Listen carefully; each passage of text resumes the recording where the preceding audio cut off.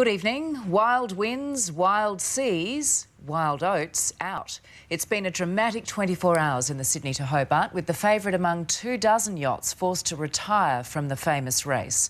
A southerly buster has taken its toll on the field, but not all of those damaged are giving up. It's a direction they're not used to. Under motor, Wild Oats 11 chugs back into Sydney Harbour, mainsail down, the defending champion out. And then we had to really have a good look at the sail, and it was just shredded, you know. So we, everyone just knew straight away that was the game over. The 8-time winner cheered as it was escorted back to dock. Strong southerly winds achieving what most had tried and failed, defeating the favourite. You know, we made a few mistakes. It's as simple as that. The incident occurred around 10 p.m. last night as the Super Maxi battled 40-knot winds off New South Wales' south coast. Moments later, another front-runner, Perpetual Loyal, withdrew with damage to its bow. On board, this is the moment navigator Adrian Callahan realised her race was over. 15212. The celebrity crew out after just hours at sea. The boat's taking on water, so the guys have just called in and made the decision to turn around and to go back to Sydney.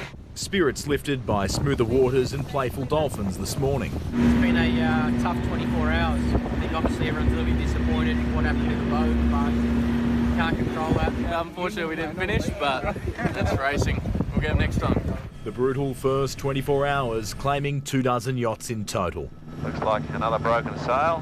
The crew of 97 champion Brindabella mustering a wave, CEX Dolce nursing its broken mast to Jarvis Bay. And it wouldn't be the best race in the world without conditions to test everybody. American entry Comanche pushing on despite breaking her rudder. Owner Ken Reid telling officials, one way or another, we're going to finish this damn race. It's a long way from Constitution Dock, but the crews arriving back in Sydney are philosophical. There's been no injuries reported from the fleet as yet, and it's only 1 year till they can do it all again. No, we're happy. We'll have a couple of beers and start talking about what next.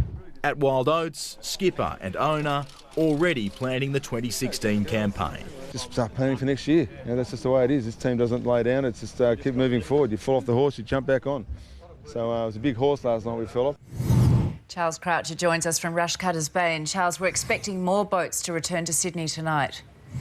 We are, Georgie. Pizzazz and Pretty Fly, the next two boats expected through the heads. I've just spoken with the crew of Brindabella. They're enjoying life back on solid ground at the Cruising Yacht Club next door as some of the smaller vessels make their way up the New South Wales coast. For the 84 boats still in contention, the worst of the weather is behind them. The remainder of the race should be a little easier on the boats, a little tougher on the crews. Tactics particularly important with only light winds forecast for Bass Strait and Tasmania for the next 24 hours.